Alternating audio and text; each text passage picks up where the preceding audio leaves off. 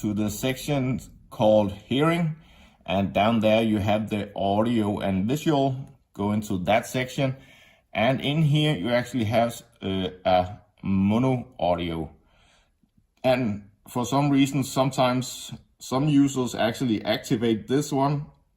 If you are having issues with your sound, I will again recommend you to turn the mono audio off, just to make sure that it is not the one reason for your sound issues.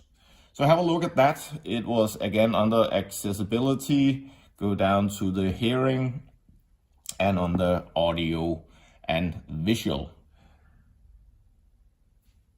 If you are having an older device, I have an old iPad down here, and this one of course have a jack